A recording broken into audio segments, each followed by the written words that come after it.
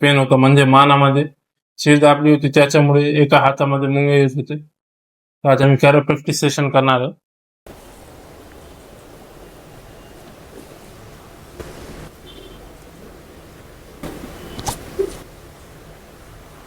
सोळा श्वास घ्या, 16 श्वास घ्या,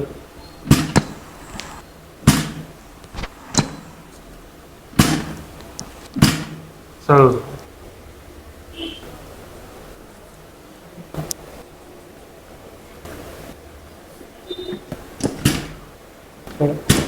16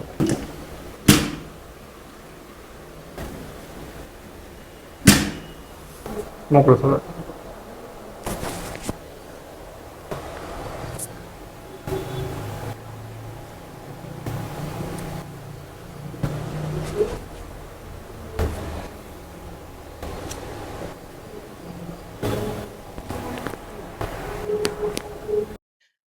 एक हात जड पडणे, मानामध्ये त्रास होणे, असे लक्षण असेल तर हे व्हिडिओ तुमच्यासाठी आहे. आज आमच्याकडे पेशंट आहे, या पेशंटचा आम्ही रिव्ह्यू घेणार आहे.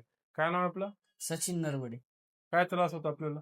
एक माणूस एक सेट घेत होती आणि हात बहुत पडला होता, मुंग्या वगैरे येत होत्या हाताला. हे त्रास हाताला कधीपासून होता? एक जवळपास 20 दिवस झाले, 20-22 दिवस. तो आपल्याकडे कधी आले होते तुम्ही? 3 दिवसाखाली आलो होतो आपल्याकडे. तर आता आपल्याला त्रास किती कमी वाटेल?